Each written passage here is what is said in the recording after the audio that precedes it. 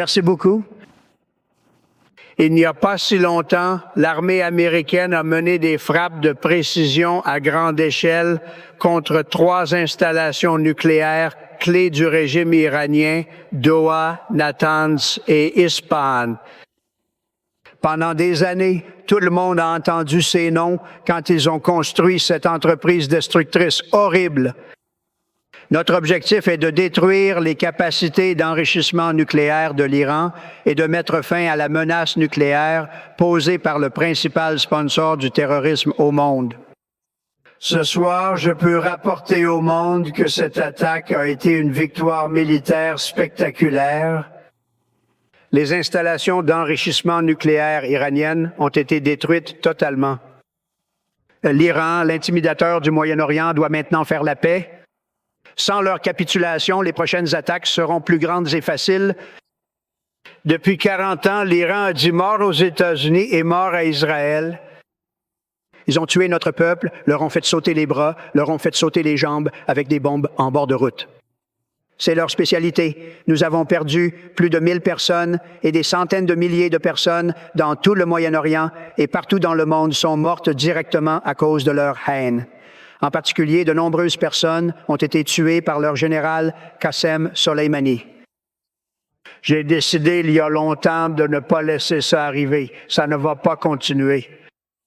Je voudrais remercier et féliciter le premier ministre Bibi Netanyahu. Nous avons travaillé comme une équipe, peut-être comme jamais auparavant, pour neutraliser cette menace contre Israël. Je voudrais remercier l'armée israélienne pour son excellent travail. Je tiens surtout à féliciter les grands patriotes américains qui ont piloté ces magnifiques machines ce soir, ainsi que toutes les forces militaires américaines pour une opération que le monde n'a jamais vue depuis des décennies. J'espère ne plus avoir besoin de leurs services à l'avenir. J'espère.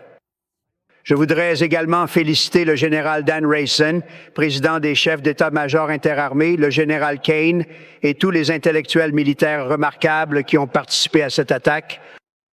Cela étant dit, cela ne peut pas se poursuivre. Soit il y aura la paix en Iran, soit il y aura une tragédie beaucoup plus grande que celle que nous avons assistée au cours des 8 derniers jours. Rappelez-vous, il y a de nombreux objectifs. Ce soir a été de loin la plus difficile et peut-être la plus meurtrière.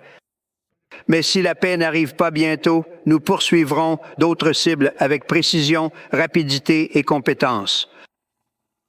La plupart peuvent être retirées en quelques minutes. Aucune armée au monde ne peut faire ce que nous avons fait ce soir, loin d'être. Il n'y a jamais eu une armée capable de faire ce qui s'est passé il n'y a pas si longtemps. Demain, le général Kane, le secrétaire à la Défense Pete Hegseth, tiendra une conférence de presse au Pentagone à 8 heures du matin. Je veux remercier tout le monde, en particulier Dieu, et je veux dire que nous t'aimons, Dieu, et que nous aimons notre grande armée. Protégez-les.